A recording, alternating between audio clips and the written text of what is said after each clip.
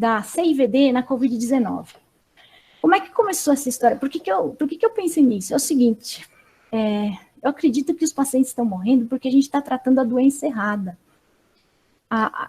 Como é que eu pensei? Eu estava na UTI no dia 27 de março e eu vi uma senhora na minha frente com um raio-x não muito alterado, mas com uma oximetria absurdamente baixa, precisando de uma FiO2 de 80% e uma complacência perfeitamente normal do pulmão, fazendo o que eu achei que era um distúrbio de ventilação-perfusão predominantemente pelo lado vascular. Né? Eu falei, meu Deus, eu via muito CIVD quando eu era mais jovem, lá na REC do INCOR, porque tinha naquela época o oxigenador de membrana, de bolhas, e ele fazia muita plaquetólise e fazia CIVD, e a gente via muito isso. E parecia muito, me lembrou muito o que eu via naquela época.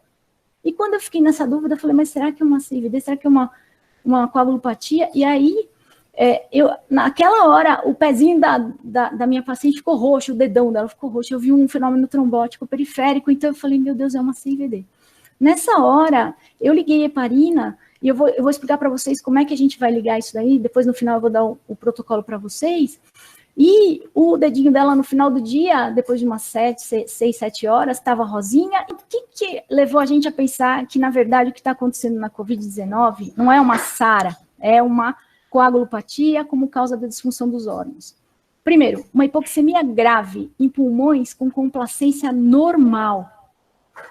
Fenômenos trombóticos frequentes, que a gente vê, às vezes, perifericamente, ou em grandes órgãos, infartos sem alteração de cateterismo, TEPs sem alteração de angiotomografias, e assim por diante. E alterações laboratoriais que sugerem que a gente tenha uma coagulopatia. Então, essas coisas. Bom, com essa parte de alterações laboratoriais e diagnóstico da coagulopatia, o doutor Elbio Antônio D'Amico, que está nos ouvindo também, estava comigo nessa história, e depois vocês vão poder fazer perguntas para ele também. Ele é meu mentor coagulológico. Bom, aí veio o Gattinoni e falou que a COVID não leva a uma síndrome de desconforto respiratório típica. Ela não leva porque ela não é uma síndrome de desconforto respiratório. E é isso que a gente vai falar hoje aqui. Trombos aqui em áreas do pulmão onde há dano alveolar e trombos em área do pulmão onde o septo está fininho e não tem dano alveolar, áreas normais.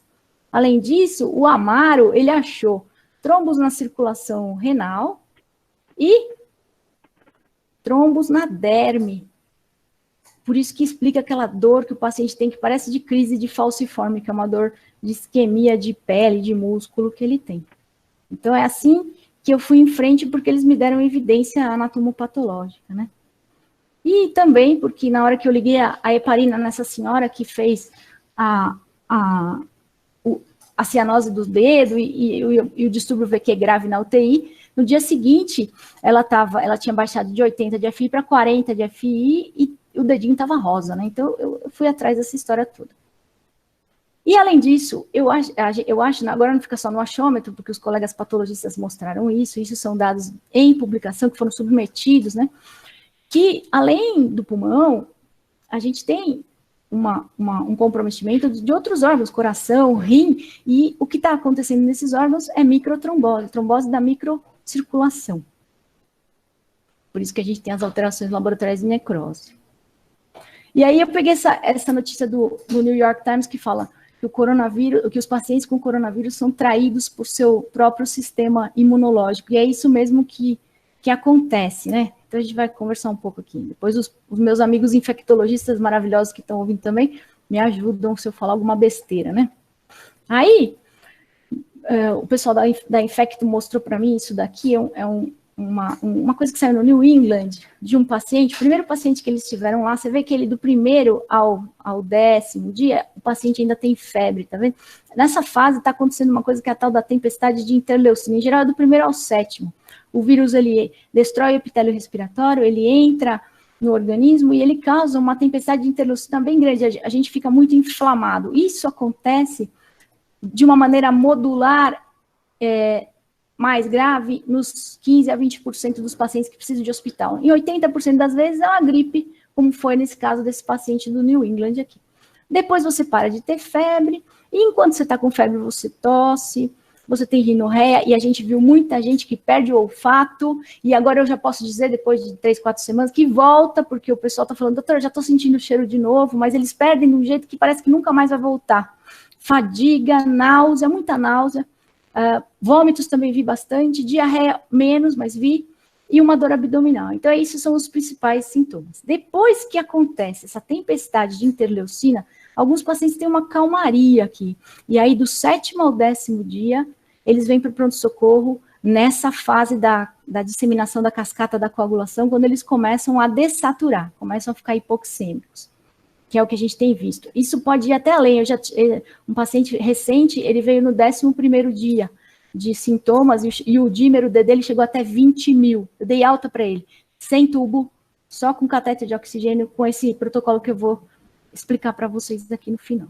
Bom, aí tem essa outra imagem que os meus amigos da Infecto me ajudaram também e me deram, que é um gráfico de mais ou menos como é que as coisas acontecem no corpo do paciente, né? Olha aqui, ó, 30% que não têm sintomas, eles são menos contagiantes, talvez. A gente não tem nada disso, como disse a Miriam Dalben, a gente não sabe de nada nessa história, a gente está aprendendo a cada dia, né? Então, a gente, no comecinho, poucos sintomas, o pulso sintomático em torno de 30%, e, teoricamente, agora a gente vai saber com os estudos de sorologia se eles vão ficar imunes ou não, que é a pergunta de $1 milhão. Ele vai ficar imune em torno da 2ª semana, às vezes até na 1ª semana aqui, esse pulso sintomático, e vai parar de contagiar na 2ª semana. Tem os outros 55% que tem uns sintomas moderados, mais ou menos. E esses daí, como é que acontece? Do 1º até o 4º dia, poucos sintomas, não nenhum sintoma, depois um sintoma moderado leve. Esse vai demorar um pouquinho mais para contagiar, sendo que as pessoas podem contagiar até, os casos mais graves, até quase 1 mês depois que adquiriram a doença. Então, a gente ainda está pisando em terreno movediço aí. E isso também não tem ainda a complementação direitinho. Agora com as sorologias que a gente vai saber. E tem os caras que têm sintomas severos. Esses que a gente vai falar hoje. São os caras que vão ter que ser internados no hospital. E aí a gente vai propor uma estratégia preventiva para que eles não necessitem da ventilação mecânica, que a gente está conseguindo. A gente tem mais ou menos uns 30 pacientes até agora. E estamos conseguindo isso daí.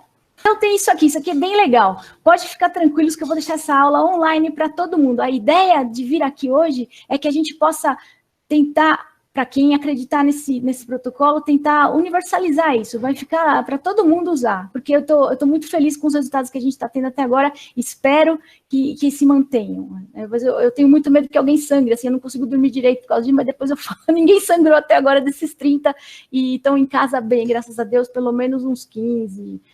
Alguns ainda estão no hospital, mas é muito recente, é de 27 de março para cá. Depois eu vou mostrar os dados que a Sherry me ajudou a tabular. Então é isso, mais ou menos isso daí que eu queria falar para vocês, que a gente vai falar desses 15% de pacientes que precisam de hospitalização, tá bom? Bom, a imunidade, ela tem uma relação direta com o sistema de coagulação. Isso meus professores, Dr. Elber aí, já me ensinou quando eu era criança, e a gente vê isso acontecer todo dia. E é por isso, depois dessa agressão imune, por causa de um fator tecidual nesse caso, porque a Marisa me ensinou a ver o epitélio todo cheio de efeito citopático, e foi o único lugar que o pessoal achou efeito citopático do vírus por enquanto, no epitélio respiratório. Os outros órgãos são mais isquêmicos, mas ainda também está em análise alguns resultados, é tudo preliminar, é que por causa da importância disso para o pessoal que está sofrendo nas UTIs, eu fiquei ansiosa para divulgar, mas ainda é preliminar, mas vamos junto pensar. Então, inflamação e coagulação correm juntos. E aí a gente fala dessa história da coagulação intravascular disseminada, né? O que é isso? Então, os fatores teciduais e algumas outras substâncias são ativados na hora da entrada do patógeno, ele estimula a agregação plaquetária, e acontece uma coisa no endotélio que eu aprendi estudando para essa aula e para tudo isso que a gente está fazendo, que é uma alteração do glicocálix de dentro do endotélio. Eu nem sabia, a Elia tá vendo a gente aí também, eu nem sabia que tinha glicocálix no endotélio. Eu fui estudar isso agora e foi muito legal, porque quem me ensinou isso foi o professor Gregório. Bom, e aí o que acontece? Você tem, então, uma infecção, a infecção leva ao aumento das citocinas e ao aumento desse plasminogênio tecidual. E aí você começa a hipercoagular, tem um estado de hipercoagulação. Isso acontece em algumas infecções. E depois que isso entra numa cascata, tipo uma bola de neve, você vai entrar numa coisa que é chamada de SIC, que é o que aqueles chineses lá falaram, que é a coagulação induzida pela sepse, né, que eles falam. E aí depois você vai para a coagulação intravascular disseminada, que é a fase mais grave, que pode levar à insuficiência de múltiplos órgãos e à morte. A nossa ideia é agir aqui, pertinho da entrada da SIC, antes que a gente vire uma DIC e não consiga mais reverter o processo que virou um círculo vicioso, né? A gente tem alguns indicativos laboratoriais que isso está acontecendo nesses pacientes também. E o que mais a gente tem usado é o dímero D. No comecinho teve um pessoal que falou que o dímero D era só um marcador de inflamação, que não era para olhar para ele. Mas eu vou mostrar para vocês, e como os colegas da China mostraram, ele é um potente indicador de prognóstico e talvez da hora de agir com a anticoagulação em alguns casos, não em todos, mas em alguns casos, né?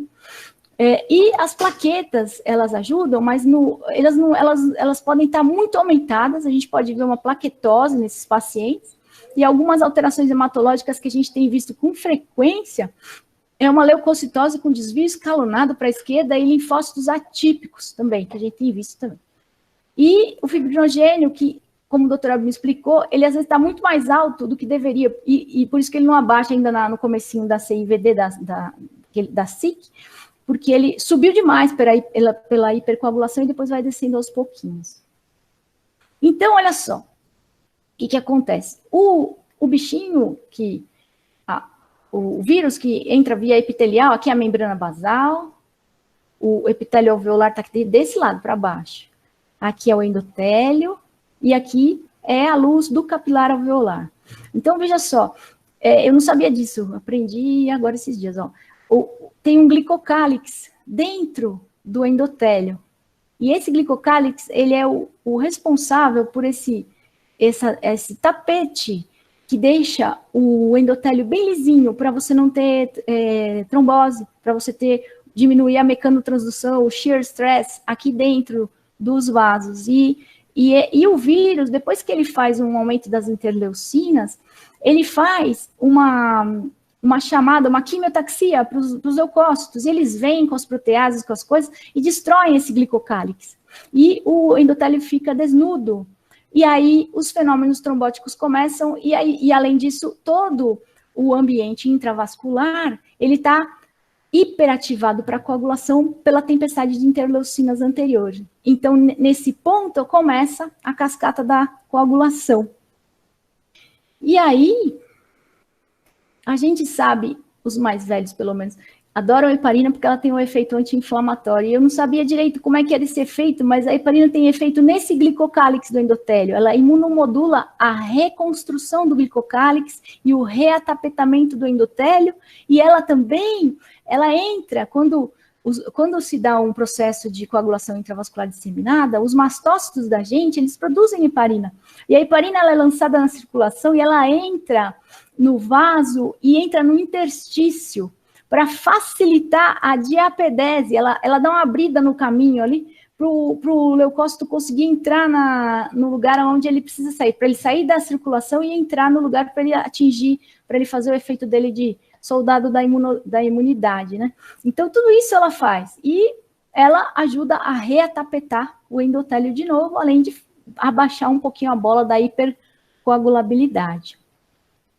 Bom, aí a gente mostra, depois isso foi dia 27 de março que a gente estava pensando nisso, depois de um tempo, acho que uma semana ou duas, esse colega da China, ele fez um estudo retrospectivo de 1.800 pacientes, ele classificou todo mundo aqui direitinho, ele pegou só os graves, muito, muito graves, desses são 449, e ele mostrou retrospectivamente que quem tinha recebido heparina tinha morrido menos do que quem não tinha, mas só se tivesse aquele SIC score, que era o índice de sepsis induced coagulation, bem altão. Quer dizer, no cara mais grave, se ele tivesse tomado heparina, ele teria vivido um pouquinho mais do que o outro. Mas ele não teve um poder estatístico muito animador, mas é um estudo retrospectivo, não teve critérios de quem foi anticoagulado e quem não foi, não é? Aqui tem um esquema dizendo, tá vendo que os caras com SIC mais grave, aqui são os que usaram heparina e os que não usaram, os azuizinhos aqui que usaram heparina morreram bem menos do que, depois de 28 dias de hospital, do que os que não usaram heparina, né? E aí também indicando que o D-dímero era maior nos pacientes que não usaram heparina, mas isso não é linear. Eu vou mostrar para vocês que isso é errático, é só uma pista para a gente que a CIVD está acontecendo. E lembra de novo, isso não acontece em todo mundo. Acontece nos 15% dos pacientes mais graves que precisam procurar o hospital. Ah, outra coisa. Ih, desconfigurou porque eu fiz no Mac, mas tudo bem. Aqui, dá para ver aqui. Isso aqui é sobre a IL-6. A IL-6, ela tem o anti-IL-6, a IL-6 tem um efeito pró-coagulante. Então, provavelmente, o anti-IL-6, que custa, sei lá quantos $1.000, ele tem um efeito nessa síndrome, porque ele tem um efeito anticoagulante, ele freia a cascata da coagulação, e ele talvez dê uma melhorada mesmo lá para frente. Então, mas ele é muito caro para o SUS, e a heparina não é, então por isso que eu estou animada para mostrar para vocês isso daí. E outra coisa que o meu colega Dr. Daniel Denzelan me chamou a atenção foi dos efeitos da cloroquina na anticoagulação, e talvez seja por isso que o Trump... e eu não vou falar outra, gosta tanto da hidroxicloroquina, porque ela tem um efeito anticoagulante também, pequeno, antifosfolípide, e talvez seja isso que em alguns pacientes que não tem uma CIVD, que o doutor Elber vai explicar depois, que é uma CIVD galopante lá, o VER, que ele fala, esses pacientes talvez respondam com a cloroquina nos estágios iniciais. Então, ela tem esse efeito anticoagulante.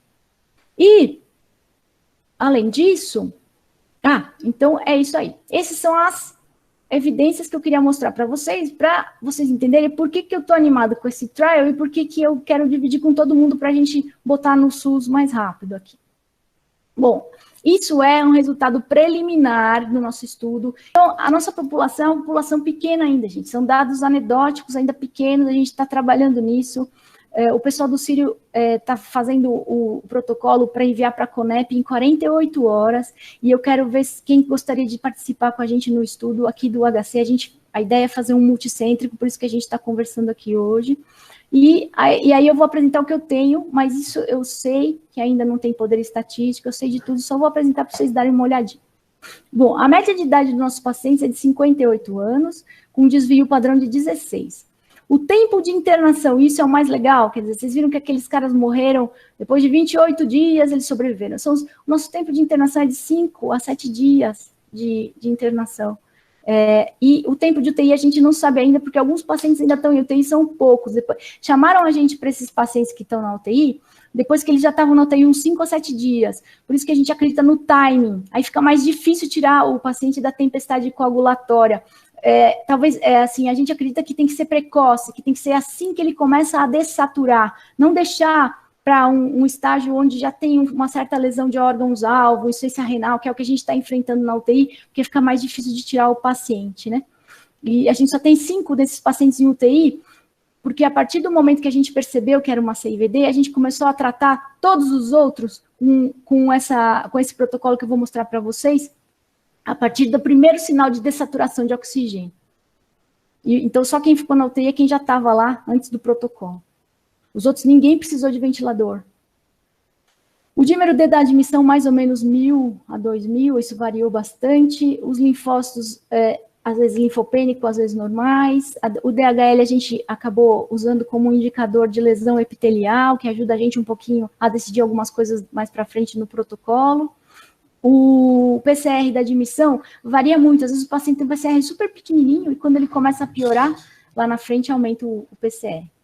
E o delta T de sintomas até ser internado é de 6,7 dias, ou seja, mais ou menos 3, ou seja, 7 a 10 dias, que é aquele período perigoso que eu falei para vocês lá na tabela dos sintomas, né? E o delta T de sintomas até usar o protocolo é de 9 dias, porque aqui estão incluídos todos os pacientes, inclusive os da UTI, mas depois eu vou mostrar para vocês os separados, que já entraram e a gente botou no protocolo. E aqui delta T de internação até o protocolo 3 dias, também por causa dessa coisa da UTI. Comorbidades, nossos pacientes tinham diabetes, 9%, 23% hipertensão, pneumopatas, insuficiência renal, apneia do sono, neoplasia, tinha 9%, cardiopatia, mas era só 2, tá vendo? É pouquinho, são até agora 24 pacientes, é bem pouquinho. A gente já tem mais 10 para incluir na planilha, então é tudo anedótico aqui, mas eles tinham as comorbidades. E aqui é mais ou menos uma ideia de como que era a tomografia desses pacientes. A maioria tinha um dano moderado e alguns tinham um dano leve. Leve aqui. 25, menos que 25%, 25% a 50%, 50% da tomo atingidos. Tá? Isso tudo é obra da Sherry aqui. É uma artista. Aqui, é muito legal esse gráfico, porque aqui é quando os pacientes estavam na UTI, eles já estavam um tempo lá na UTI, e aí chamaram a gente para ver. Foi o dia que eu vi essa senhora do pé roxo aí. E a gente começou a heparina, que eu acho que vocês viram isso aqui, a relação PO2-FO2 dos pacientes internados em UTI. Aqui, antes da gente entrar no protocolo, e demorou um tempinho, foi a primeira vez que eu vi o pé roxo aqui, e depois que entrou no protocolo, como a relação PO2-FO2 deles foi aumentando. Eles são pacientes graves, tem 2 em diálise, tem uma senhora que já está estubada, que quase, essa do dedinho roxo já está estubada depois de 7 dias de ventilação mecânica. Vou mostrar para vocês o resto, peraí. Aqui é a PF de pacientes que não estavam na UTI, ela é mais errática. Essa senhora aqui, ela com 1 litro foi para 100%, ficou louco. Então, ainda não dá para entender muito bem, mas o que acontece é aqui, a entrada do protocolo, é que eles estabilizam e eles vão embora. Eles vão embora em torno do 8º dia, mais ou menos, de tratamento. E não precisa, nenhum desses aqui foi para o ventilador. Nenhum foi entubado. Aqui é dímero D de todos os pacientes, e eu acho que fica difícil, porque o range é muito, muito difícil de ver, porque alguns têm enorme, a gente dividiu de novo. Você vê que tem um aqui, está com 20 mil, é um paciente que a gente deu alta com 9 dias de internação, sem precisar ir para o tubo. Olha aqui, ele aqui. Aqui são, e também tinha um da UTI, um paciente que está na UTI com 20 mil, tem esses outliers, né? E aqui a maioria ficou em torno de 1.000 de dímero D. Aqui é o mesmo gráfico. E aqui, os pacientes não UTI, tá vendo? Ele tinha também um que tinha 20 mil lá em cima. E se você tirar ele, a maioria dos pacientes ficou em torno de 1.000 até 500. Tinha gente com dímero D normal também. E por isso que a gente fala, o dímero D, ele ajuda você nessas coisas de 20 mil para você optar por heparina plena ou para ver se tem alguma coisa trombótica acontecendo de verdade, não é microcirculação, é uma coisa maior. Mas ele não é linear com a piora do paciente. O que a gente está usando para entrar com o protocolo é a primeira dessaturação importante do paciente, que ele precisa de oxigênio suplementar. Então aí começa o cabo de guerra, né? É um cabo de guerra. Se o paciente vai para o lado da hipercoagulação, você tenta segurar com o protocolo da gente. E a gente vai chamar de protocolo cabo de guerra aí, ó, o Boris aí. Bom, aí o que a gente propõe no protocolo? Primeiro, profilaxia de TEV para todos. Os pacientes com COVID-19 positivos ou sugestivos, porque a gente está tendo muito falso positivo, mas a tomo está ajudando muito a gente. Aí até falei com o Dr. Públio da rádio, e eles estão junto com a gente aí para ver essas alterações radiológicas. Outra coisa importante, o período da intervenção, ele tem que ser precoce. A gente entra com o que a Bruna chamou de profilaxia dobrada, Clexane 40 miligramas a cada 12 horas, assim que o paciente mostra os primeiros sinais de hipoxemia, com necessidade de suplementação de oxigênio. É aí que a gente vai começar o cabo de guerra, vai começar a tentar não levar esse paciente para a UTI, a ele frear essa hipercoagulação e ele não entrar em insuficiência de múltiplos órgãos, insuficiência respiratória. Esse é o ponto, é o pulo do gato, diferente de todos os outros trabalhos que estão sendo feitos na literatura, que são no paciente em UTI grave. Se o paciente estiver em UTI grave, sob ventilação mecânica, a gente considera manter heparina EV contínua, suficiente para manter um TTPA em torno de 1,5 a 2. Não precisa heparinizar pleno. A gente pode heparinizar EV contínuo e manter o TTPA mais baixo, segurando a hipercoagulabilidade. Agora, iniciar a heparina plena se a gente identificar algum evento trombótico, como foi o caso dessa senhora que trombosou o dedinho.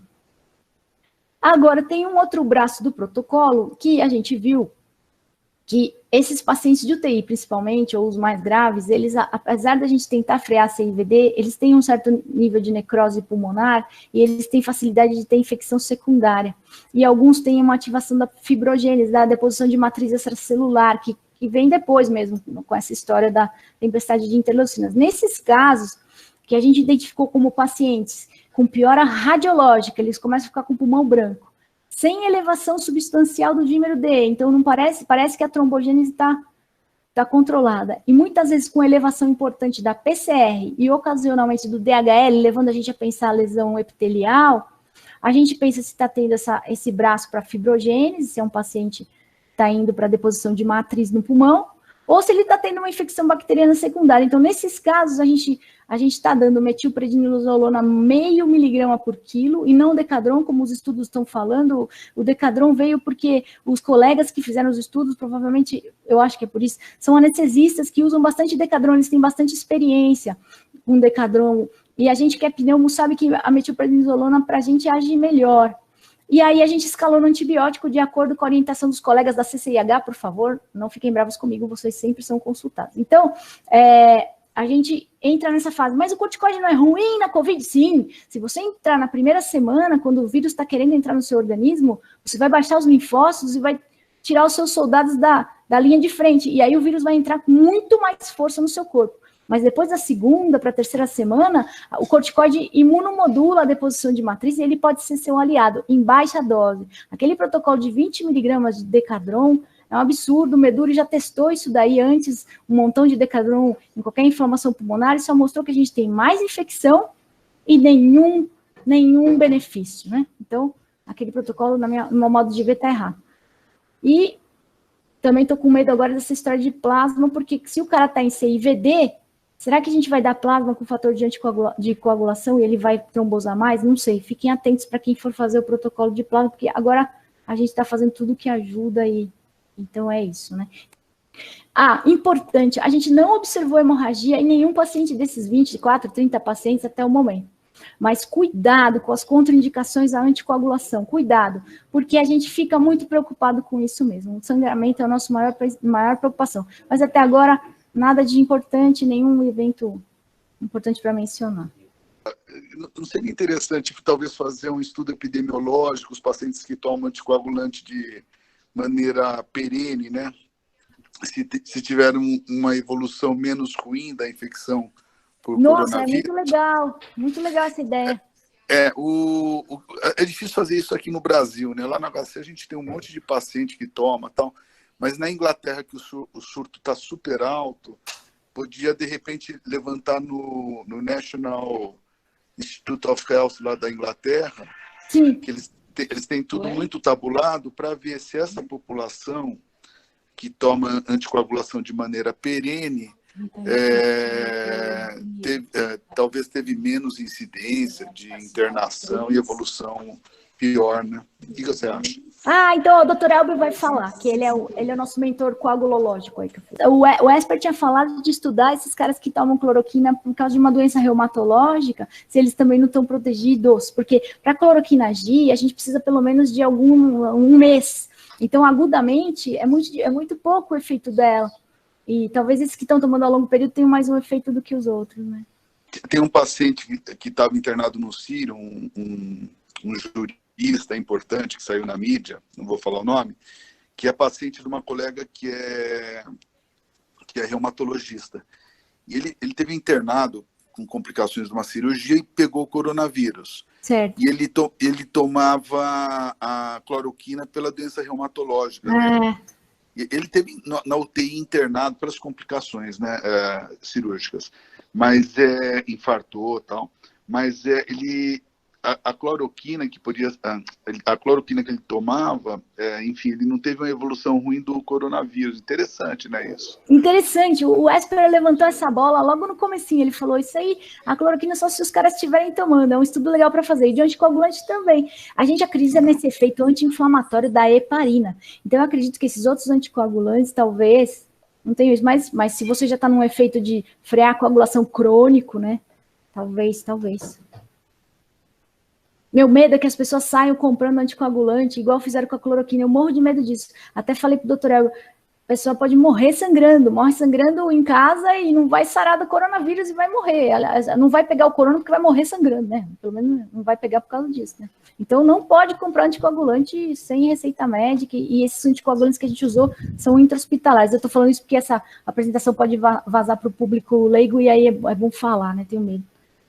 Eu queria saber se nesses seus pacientes vocês têm alguma evidência de tromboembolismo pulmonar de vasos maiores, porque existem alguns relatos não publicados na literatura ainda, e o material que a gente está estudando é de pulmão periférico, e eu acho que isso é uma questão importante, se a gente está vendo alguma coisa local, ou se isso é êmbolo, e você falou de alguns fenômenos trombóticos de periferia, né, sistêmico, mas em relação a tromboembolismo pulmonar, tem alguma coisa documentada, não? A gente tem 2 pacientes que a gente acredita que tenham tido tromboembolismo pulmonar, mas eu não tive coragem de dar contraste para eles, porque eles estavam entrando naquela fase de lesão renal e eles se recuperaram depois. Então, a gente não tem a comprovação do exame, mas depois a gente pode fazer tranquilo. Um deles é o paciente lá do 9 de julho que chegou a 20 mil de dímero D, e aí entra um problema legal que a gente tem que ver, porque esse cara que fez 20 mil e ele fez uma imagem em cunha no raio-x, assim, típica de TEP, esse eu já falei para ele, você vai tomar anticoagulante 6 meses. E os outros que a gente dá alta, a gente mantém anticoagulante pelo menos 4 semanas, porque a gente ouviu falar de gente que volta e tem TEP, vai para casa, igual aquele menino de 23 anos que morreu lá no Nordeste. Eu acredito que ele foi para casa bem e voltou com TEP. Quer dizer, além de tratar intra-hospitalar, depois da alta, a gente deixa mais 2 semanas a 3 semanas com anticoagulante. Então, esse que fez uma cunha era um TEP. E a outra senhora era da UTI, ela fez uma pressão de artéria pulmonar de 70. E quando a gente entrou com heparina plena para ela, porque era uma evidência forte de ser um TEP, ela agora está com 50 de pressão de artéria pulmonar. Então, eu acho que isso aí é uma coisa legal. Então, eu só queria falar de um caso que eu ouvi falar do Santa Marcelina, que o paciente teve uma flegmasa cerulea dolens, quer dizer, na vigência do coronavírus. Quer dizer, você pode ter, acho que, lesão de vasos maiores mesmo. Né? Tem sim. A gente teve...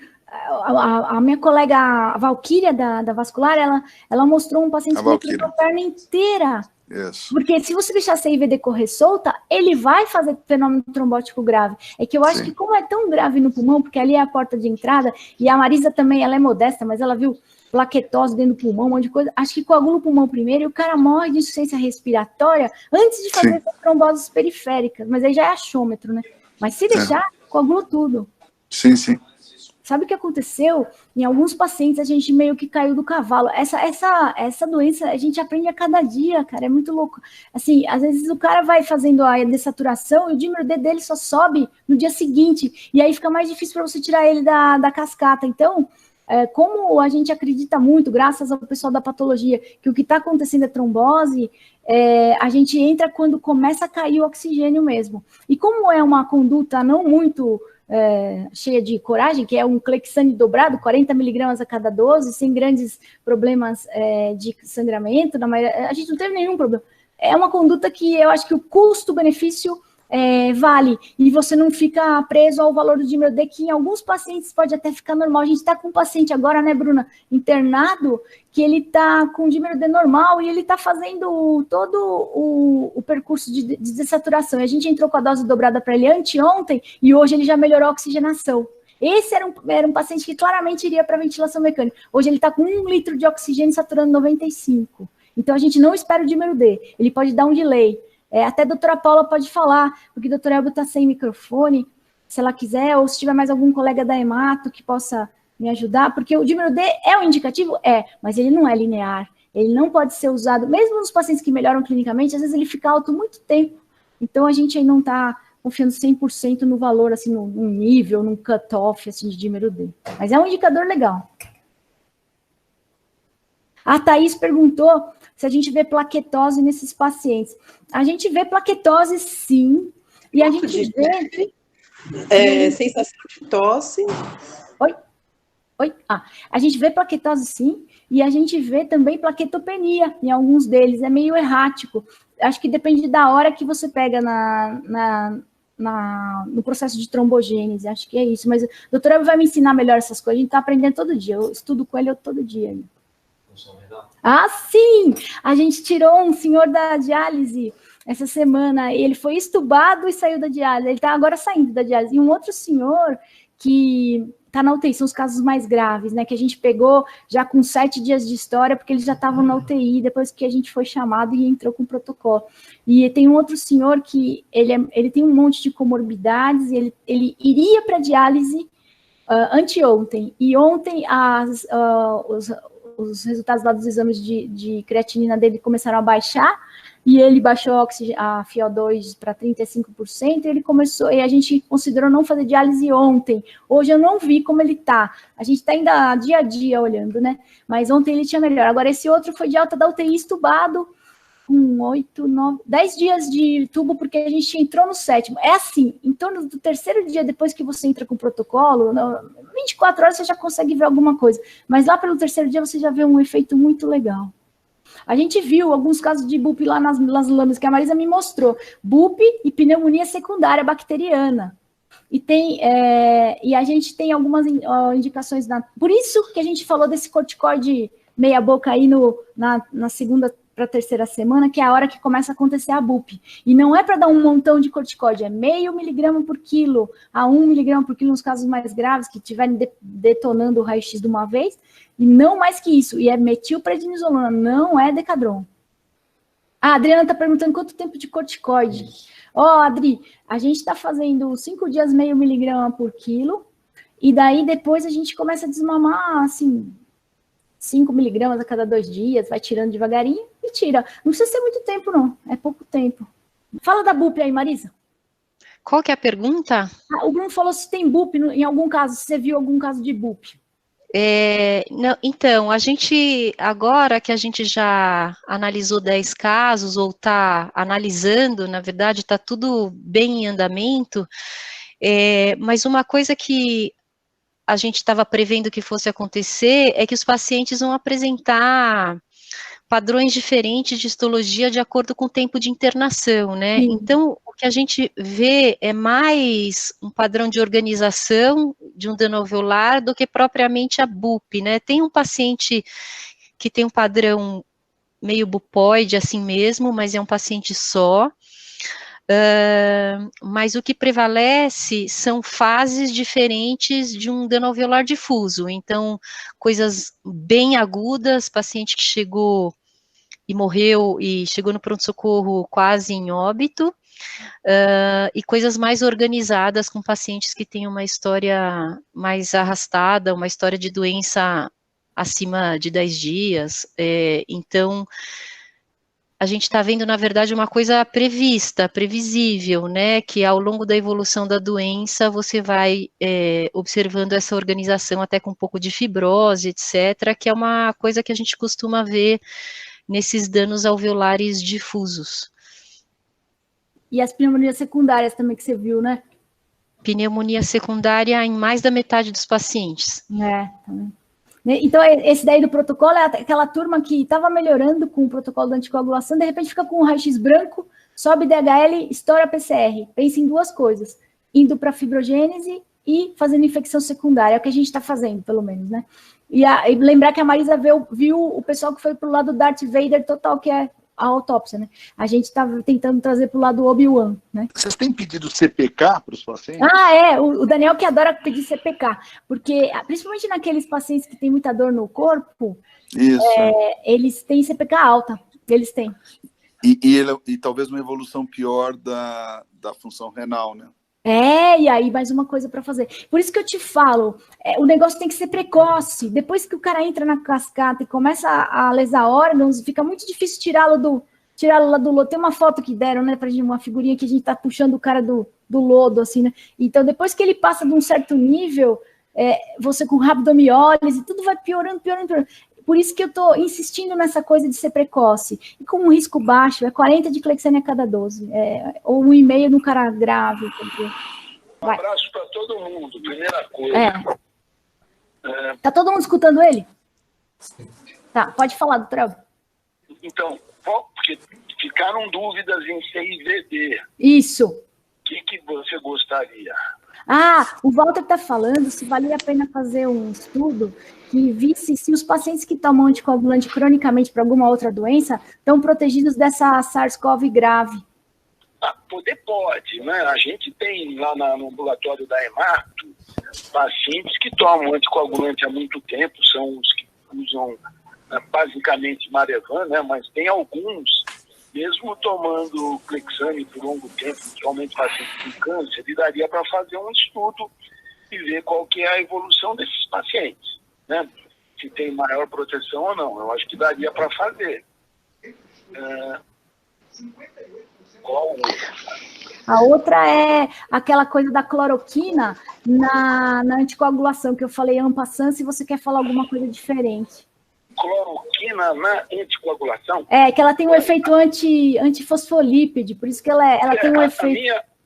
A minha experiência que eu vejo nos pacientes com síndrome antifosfolípide primária, mas isso também é descrito em SAF secundária, que a cloroquina ela reduz a trombogenicidade.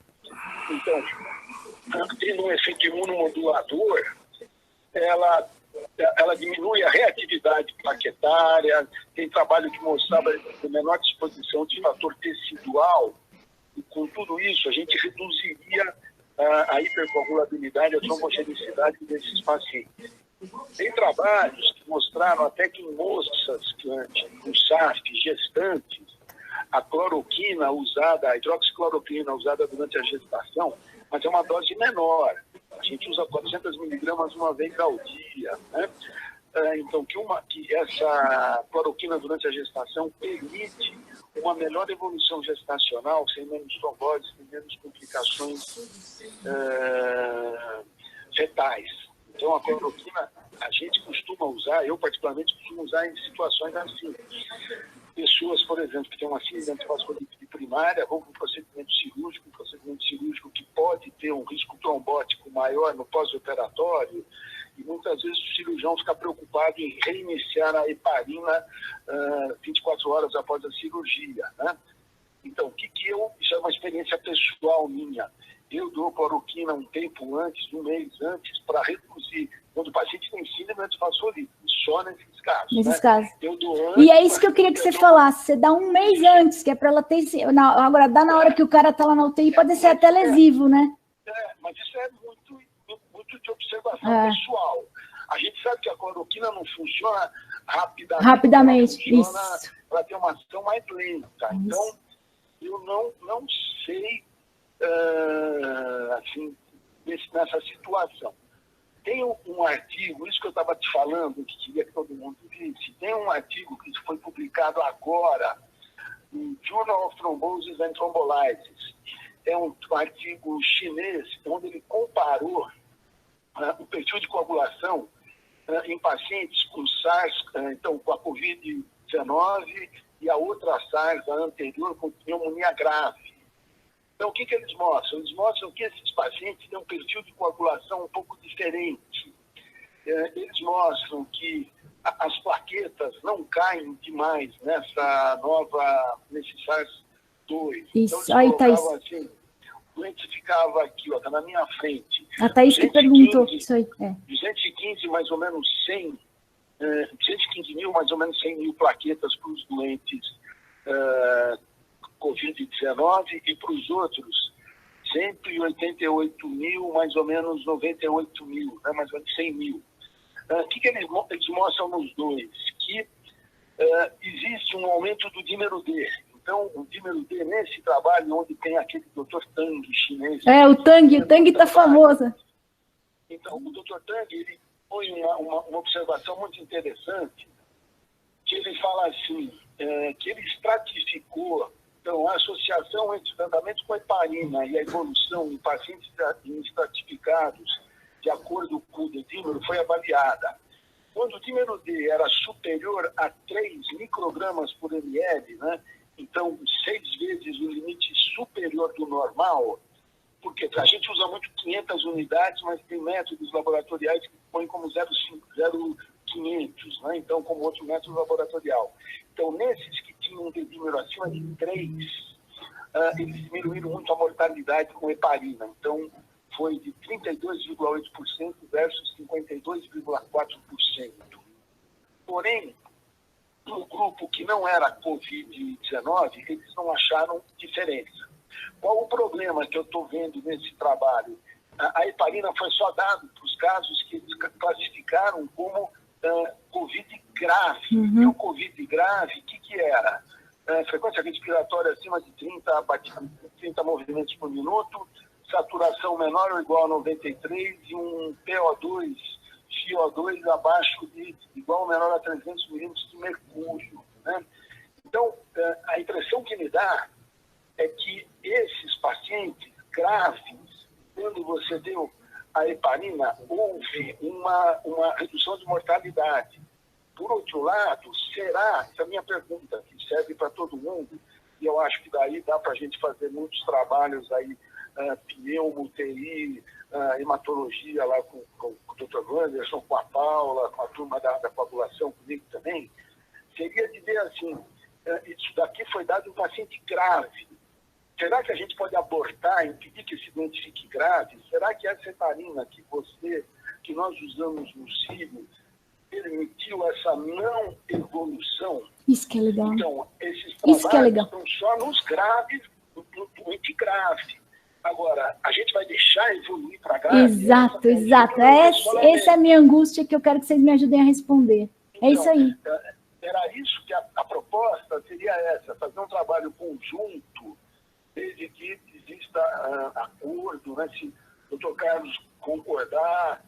Ele concordou. O Wanderson já me falou que por ele tudo bem. Legal. O Wanderson, quando eu conversei com ele ontem, ele está super à disposição para fazer esse trabalho. Legal. Evolutivamente, que eu acho que isso é importante. Vendo a evolução, o paciente internou, tem algum motivo para estar internado, claro, a gente vai fazendo um acompanhamento laboratorial para ver esses marcadores, para a gente ver aquilo que eu sempre tinha te falado, né, Nara? Sim. Que a gente tem a CIVD, que é classificada como over, ou seja, uma CIVD que está bem escarrada na nossa frente. Aprendi. E a gente tem a non-overt, ou seja, é um processo evolutivo. Isso. Quando a gente tem a non-overt, a sociedade pede para a gente fazer controles laboratoriais sequenciais, eventualmente cada 2 dias. Isso, né? Que a gente está falando. fazendo. Para não deixar o cara ficar uma doença muito descontrolada. Muito grave.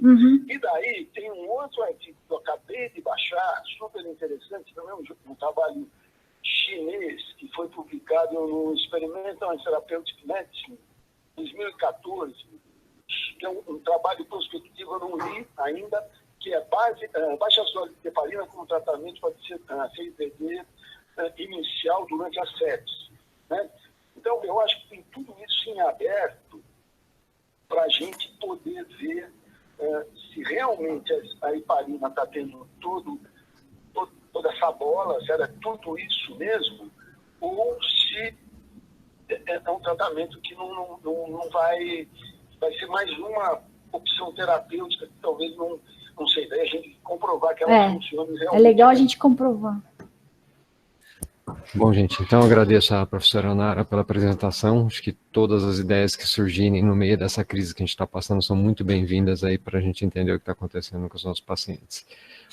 E muito obrigado a todos pela participação. Tchau.